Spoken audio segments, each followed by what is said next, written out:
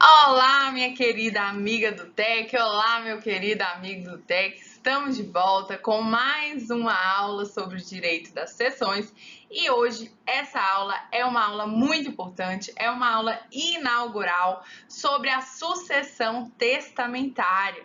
Tivemos várias aulas importantes, aulas anteriores sobre a sucessão legítima, que é aquela sucessão que decorre da lei, quando a pessoa falece, ela morre sem deixar um testamento. Já estudamos essa parte. Se você ainda não estudou, te convido a assistir essas aulas. Hoje vamos iniciar as aulas sobre sucessão testamentária. Como o próprio nome sugere, claro, sucessão testamentária é aquela que decorre de um testamento. A pessoa em vida fez um testamento e esse testamento vai ser seguido. Maria Clara, qual espécie de sucessão é mais comum na prática? Na prática, é mais comum aqui no Brasil a sucessão legítima, que é a sucessão que decorre da lei. Por quê? Porque a maioria das pessoas não tem o hábito de fazer um testamento. Para pensar aí um pouquinho. Quantas pessoas você conhece que faleceu e deixou um testamento? São raras pessoas. Poucas pessoas fazem um testamento, existe, claro, testamento, pessoas fazem testamento. Geralmente quem tem um poder aquisitivo maior tem um hábito maior de fazer testamento, mas não é a regra, seja por questões de costume, o brasileiro não lida muito bem com a morte, não espera que ela vai acontecer e acaba não sendo uma pessoa tão precavida, vamos dizer assim, e deixa para a legislação estabelecer. Então, sucessão testamentária é um tema muito importante, um tema que você vai gostar de aprender e também envolve muito dinheiro aí na prática, é um tema muito bacana. Vamos estudar, te convido aí, abra o seu material, abra o seu vadimeco, vamos fazer anotações, grifos, para facilitar a sua revisão e compreensão também do tema. Então, o que é testamento? Claro, sucessão testamentária vem por um testamento. Testamento é um documento, ele pode ser público, ele pode ser privado, ele pode ser cerrado, tem várias formas de testamento, nós vamos estudar todas elas. O testamento, se te perguntar aí numa prova de segunda fase do que decorre o testamento, você pode escrever sem dúvida que o testamento ele decorre do princípio da autonomia privada. A pessoa ela tem autonomia, ela tem liberdade para testar, para destinar os seus bens para depois da morte. Ora, ela construiu ali durante a vida, com muito esforço, dedicação, um patrimônio legal, um patrimônio bacana e quer destinar esse patrimônio da forma que ela entender, com uma certa liberdade. A gente só tem que ter cuidado porque no direito brasileiro não vigora a liberdade testamentária absoluta. Aqui é o sistema da divisão necessária, a gente viu também esse sistema de sucessão. No Brasil, é o sistema da divisão necessária, de forma que o testador só pode dispor livremente de 50% do seu patrimônio. Por que, Maria Clara, só 50%? Porque os outros 50% fazem parte da legítima e a legítima no Brasil é sagrada, de forma que ela deve obrigatoriamente ser destinada aos herdeiros necessários. Quem são os herdeiros necessários? Por expressa previsão do Código Civil, é o cônjuge ascendente e descendente. Um macetezinho para você não errar é CAD. Cônjuge, C de cônjuge, A de ascendente, D de descendente. CAD, cônjuge ascendente e descendente, são os herdeiros necessários.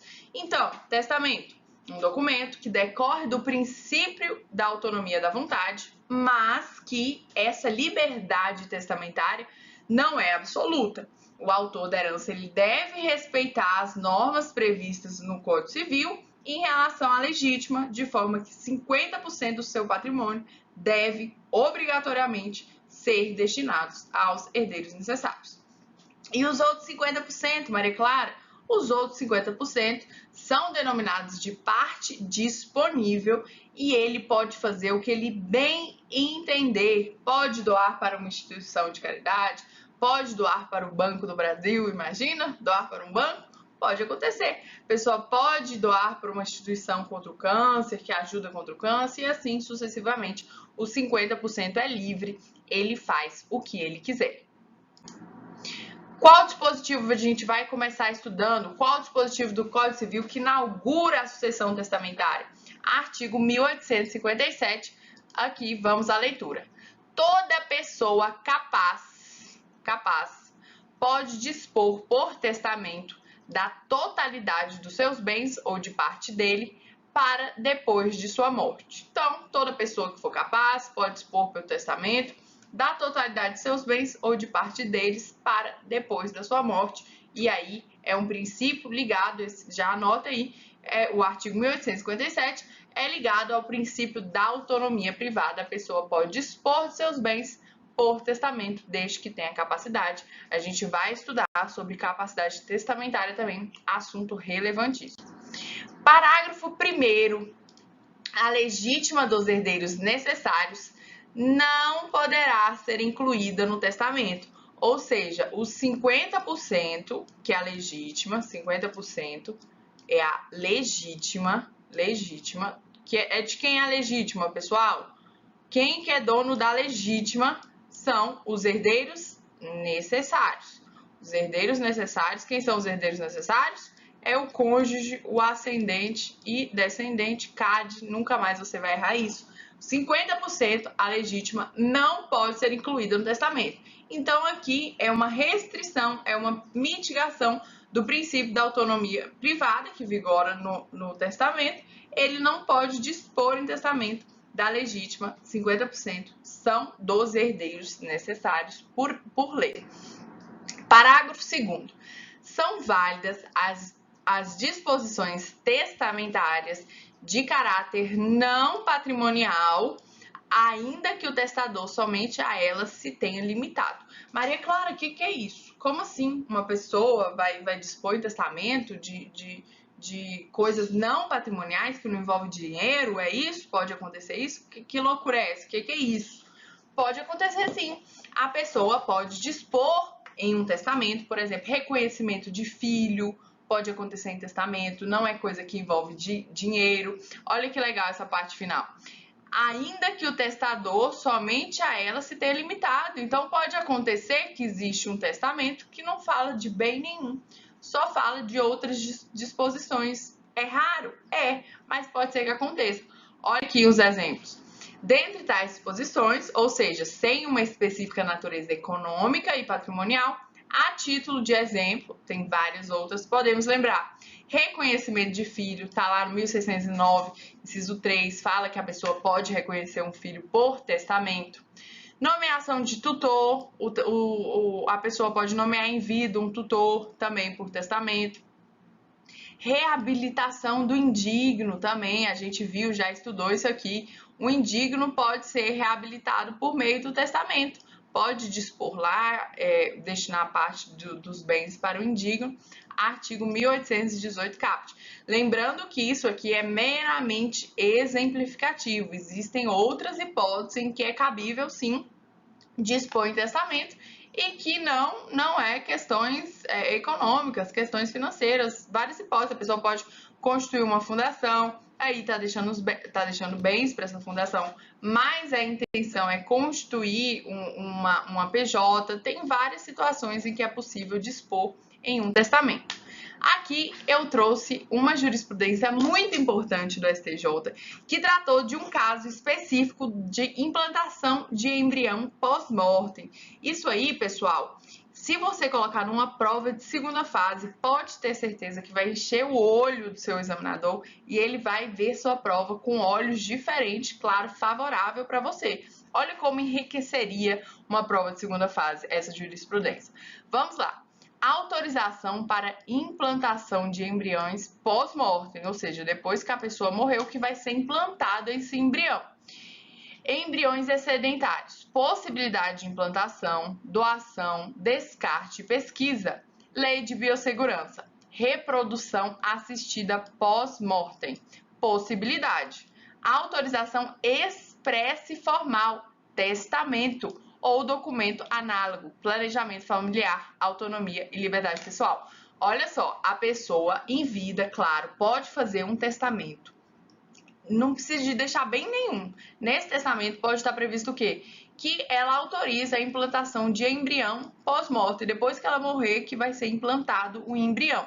E aí, o STJ aqui nesse caso, ele exigiu que seja de forma por um testamento ou alguma coisa análoga ao testamento. Olha que caso interessante.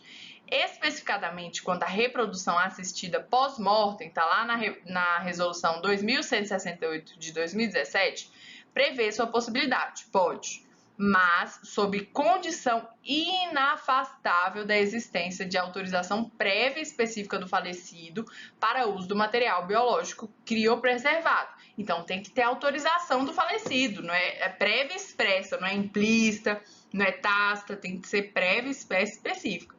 Da mesma forma, o provimento CNJ 63 estabelece que na reprodução assistida pós-morte, além de outros documentos que especifica, deverá ser apresentado termo de autorização prévia específica do falecido ou falecida para uso do material biológico preservado, lavrado por instrumento público ou particular com firma reconhecida. Agora o 13, olha o importante aqui do 13. A declaração posta em contrato padrão de prestação de serviço de reprodução humana é instrumento absolutamente inadequado para legitimar a implantação pós-mortem de embriões excedentários, cuja autorização expressa específica haverá de ser efetivada por testamento ou por documento análogo. O que acontece aqui? Essas clínicas de reprodução assistida geralmente têm um contrato de adesão. E aí a gente sabe, esses contratos de adesão a gente nem lê e já sai assinando. E o que diz o STJ? Que esses contratos de adesão que constam lá autorização para implantação de um embrião pós-mortem não tem validade.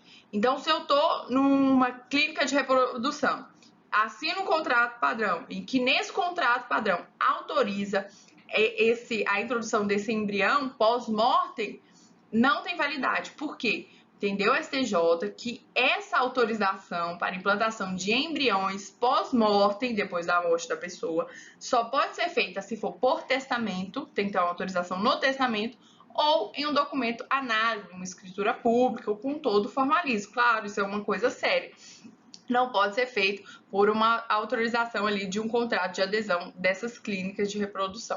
Trouxe para vocês, para enriquecer a nossa aula, um trecho do livro do professor Pablo Stolze, do Pamplona, que conceitua o testamento. Olha o que diz Pablo Stolze. Um testamento, portanto, é um negócio jurídico. Olha só, qual a natureza jurídica do testamento, candidato? Te pergunta aí numa fase oral. Qual a natureza jurídica do testamento? É de negócio jurídico, não é contrato. Cuidado, não confunda. Testamento não é contrato, não. É negócio jurídico, pelo qual alguém unilateralmente declara sua vontade, segundo pressupostos de existência, validade e eficácia, com propósito de dispor, no todo ou em parte, dos seus bens. Olha lá, então o testamento pode ter bens, bem como determinar diligências de caráter não patrimonial, igual essa que nós vimos aí, autorização para introdução de embrião pós-mortem, reconhecimento de filho e assim por diante, para depois da sua morte. Caminhando, artigo 1858, muito importante, muito cobrado em prova de primeira fase. O testamento é ato personalíssimo, podendo ser mudado a qualquer tempo. Maria Clara, o que quer dizer isso, que o testamento é ato personalíssimo? Quer dizer que é só a pessoa, ela mesma, que pode fazer testamento.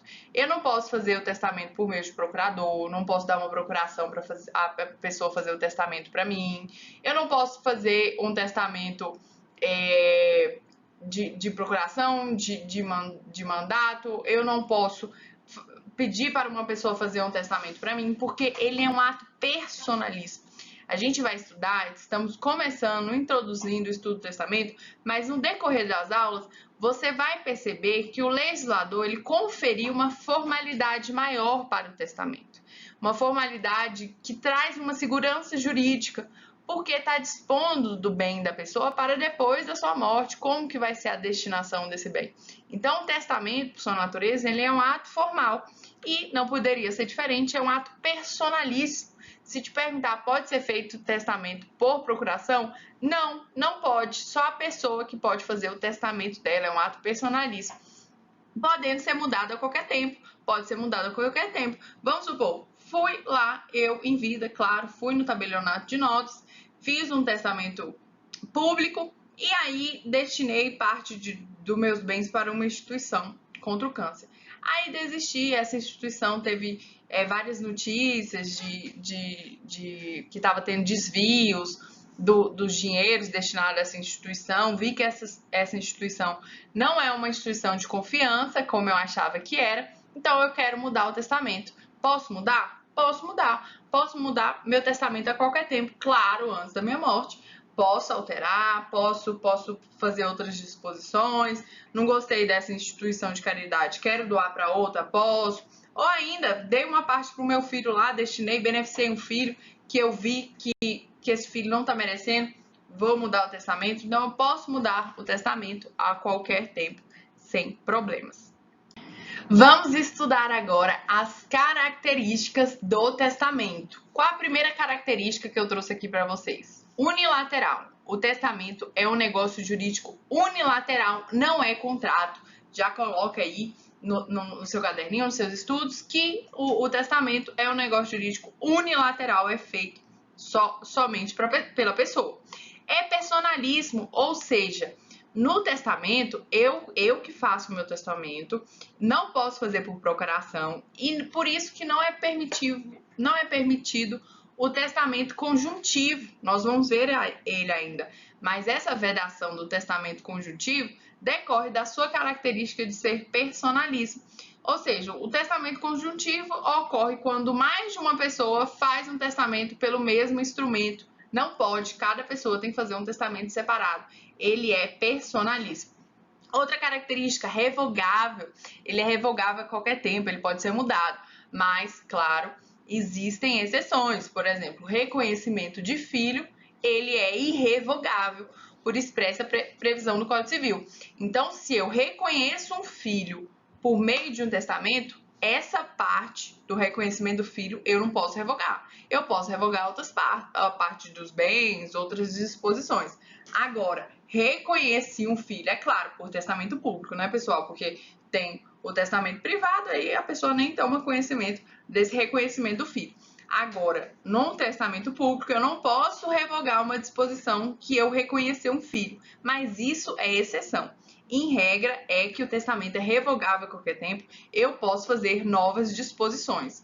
Terceira característica, é solene, porque a forma é prevista em lei. A forma de todos os testamentos são previstas na lei para dar uma segurança jurídica maior ao instituto, para que faça valer a vontade do testador, para que os herdeiros tenham certeza que aquilo que está disposto naquele testamento foi realmente falecido, foi o de cujus que quis que fosse dessa forma, que seja obedecida à vontade do de cujus.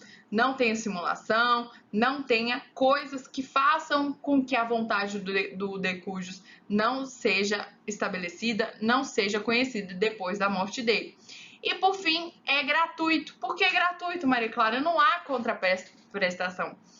Aquele que faz um testamento está destinando, por mera liberalidade, de forma gratuita, para um herdeiro, para um legatário, para um terceiro, está destinando um patrimônio para ele, de forma gratuita, não tem contraprestação. É uma característica do testamento. Então, quais são as características? Unilateral, personalíssimo, revogável, a não ser os casos excepcionais, por exemplo, reconhecimento de filho, é solene e gratuito. Vamos caminhando, artigo 1859 do Código Civil. Diz o seguinte: extingue-se em 5 anos o direito de impugnar a validade do testamento, contado o prazo da data do seu registro. Isso aqui é muito importante, pessoal, esse artigo é muito importante. Primeira coisa que você precisa saber: esse prazo de 5 anos é prescricional ou é um prazo decadencial? É um prazo decadencial de 5 anos. Como que eu sei se é prazo decadencial ou não, Maria Clara? Uma das formas mais fáceis de você saber. No nosso Código Civil, somente existe prazo prescricional no artigo 205 e 206 do Código Civil. Todos Todos os restos são prazos de decadência. Todos. Tudo que tiver em sucessão é prazo de decadência. Tudo que tiver em contratos é prazo de decadência, em reais e assim sucessivamente. O Código Civil só prevê prazo de prescrição no artigo 205 e 206. Então, a natureza do prazo do artigo 1859 é de decadência. É 5 anos. E que tipo de vício é esse aqui do artigo 1859? Muito importante. A doutrina fala que é vício de nulidade. Isso mesmo, nulidade. Aí, veja aí, anota aí que o artigo 1859 trata de vício de nulidade. Não é anulabilidade, é nulidade. Mas, Maria Clara, que coisa! Eu aprendi lá na parte geral que só tem um prazo para alegar um vício de anulabilidade. Nulidade não se convalesce com o decurso do tempo. É imprescritível a alegação de nulidade. Por que tem esse artigo 1859 dizendo que, nos casos de nulidade de uma disposição testamentária, a pessoa tem 5 anos para impugnar a validade desse testamento? Por quê? Por quê? Porque em direito das sucessões é diferente. É uma exceção. Olha que importância para a sua prova. Um caso de nulidade em que tem prazo não é imprescritível, como é todos os outros casos. É em 5 anos, mesmo sendo nulidade. É isso mesmo, 5 anos. Outra coisa muito importante em prova, o termo aquo. Quando que começa a contagem desse prazo de 5 anos? Da data do registro do testamento. Pegadinha de prova. Fala que começa a contagem desse prazo de 5 anos da data da abertura da sucessão. Não é a data da morte, não é a data da abertura da sucessão, é a data do registro do testamento. A gente vai ver, todo testamento ele tem que ser registrado. Então, é a data do registro do testamento que começa a contar esse prazo de 5 anos. Trouxe para vocês aqui uma jurisprudência de José Fernando Simão que trata especificadamente desse tema. Apenas a título de exemplo, anote-se o caso de um testamento público feito por pessoa que não é tabelião, mas que se passa por tal. Não restam dúvidas de que o testamento será nulo. E aí, qual é o prazo para requerer essa nulidade? 5 anos contados do registro do testamento. Um exemplo aqui pelo queridíssimo José Simão, em que aquela pessoa que fez o testamento não era um tabelião, mas era uma pessoa que passava a ser. É nulo o testamento. Muito importante, não confunda esse artigo anterior com o artigo 1909. Por quê? No caso de anulabilidade, não é nulidade, anulabilidade do testamento por erro, dolo ou coação, existe norma específica e o prazo é outro. Por exemplo, coação. A pessoa falou, o herdeiro falou, se você não me destinar a fazenda tal no testamento, eu vou te matar. Isso é uma coação. Isso existe prazo, é caso de anulabilidade, a coação não é nulidade, é anulabilidade, e existe prazo, está no artigo 1909, não faça confusão. Olha só, são anuláveis, não é nulidade, é anulação, as disposições testamentárias inquinadas de erro, dolo ou coação. Parágrafo único. Extingue-se em 4 anos, o prazo já é outro, 4 anos, o direito de anular a disposição, contados de quando o interessado tiver conhecimento do vício. Olha aqui, esse prazo, pessoal, é prescricional ou decadencial? Tenho certeza que você já sabe que é prazo decadencial. Beleza, é 4 anos, não é 5 igual no caso de nulidade, não. No caso de nulidade do testamento, o prazo é 5. Aqui, no caso de anulabilidade, o prazo é 4. Quando que começa a contar esse prazo aqui? Quando tiver conhecimento do vício, teoria da accionata. Somente conta aqui quando a pessoa conhece o vício, quando ela começou a saber que existia esse vício. Vamos supor, a pessoa morreu em 2023. O falecido morreu em 2023, abriu a sessão.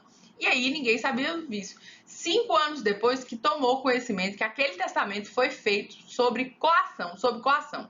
E aí, quando que começa a contar esse prazo de 4 anos? Começa a contar esse prazo de 4 anos do conhecimento do vício. Aí inicia esse prazo de 4 anos, que é um prazo de anulabilidade, não é nulidade. Tenho certeza que você não vai errar esse assunto na hora da sua prova.